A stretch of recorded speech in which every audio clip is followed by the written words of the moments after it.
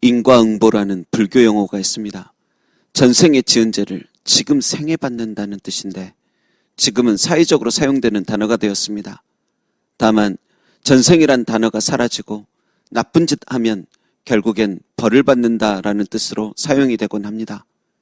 그런데 오늘 본문에 보면 하나님께서도 인정한 동방에서 가장 의로운 자가 인과응보의 그물에 잡혀버렸습니다.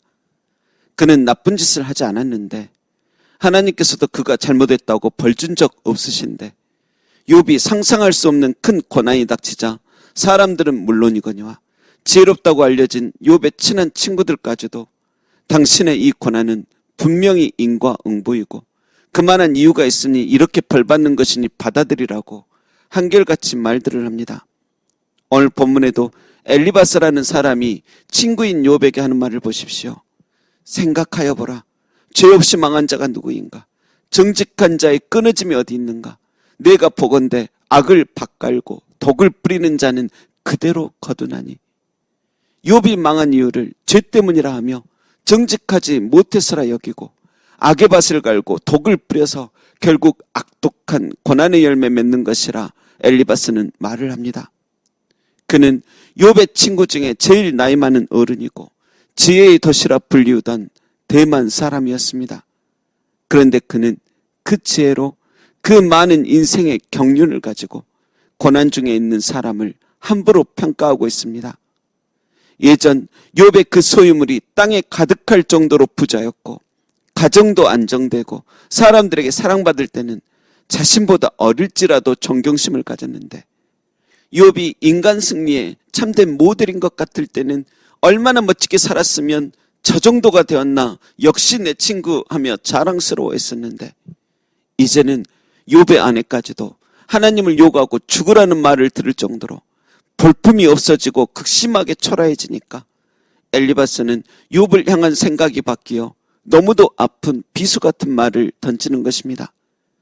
그런데 엘리바스와 같은 이런 사람들이 이 사회 속에 얼마나 많은지 모릅니다.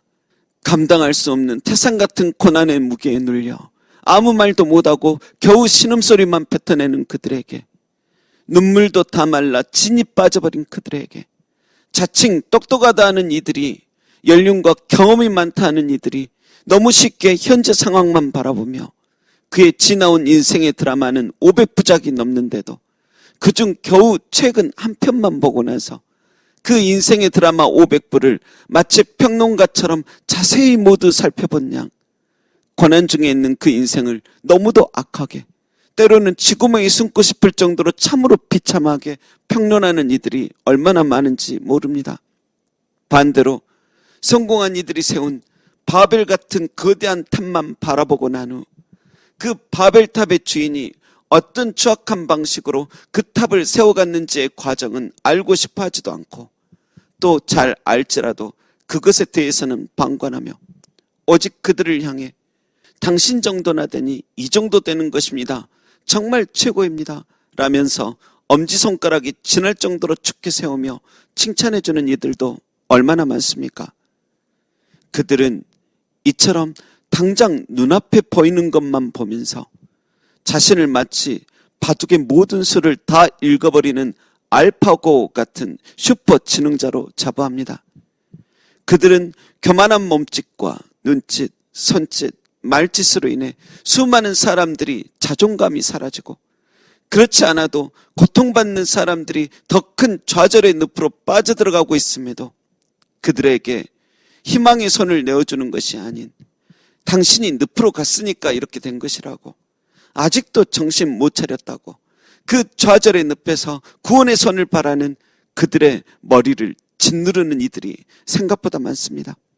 여러분, 고난 중에 있는 이들이 항상 악을 밭갈고 독의 씨를 뿌려서 그리 된 것 아닙니다.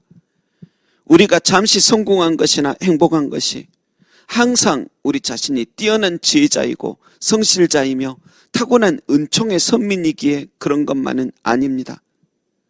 사무엘상 16장 7절에 하나님께서 이리 말씀하십니다. 내가 보는 것은 사람과 같지 아니하다. 사람은 외모를 보지만 나 여호와는 중심을 보느니라.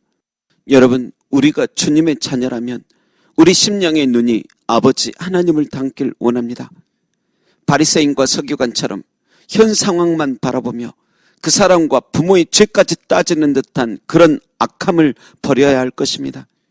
설령 그들이 부족하고 연약하고 죄 때문이라 할지라도 우리는 함부로 판단할 자격은 없습니다. 그 사람의 인생 판단, 하나님께서도 함부로 하지 않으시고 설령 죄를 지었을지라도 그를 독생자 예수님 보내시어 죽기까지 사랑하셨는데 우리가 뭐라고 그리 쉽게 입을 연단 말입니까? 기도하겠습니다. 하나님, 우리의 교만한 생각과 말투와 건방진 눈짓이 고쳐지길 원합니다. 함부로 판단하기보다 함께 아파하며 울어주며 진심으로 기도해주는 우리가 되게 하옵소서. 우리의 겉모습보다 속사람을 보시는 예수님의 이름으로 기도합니다. 아멘.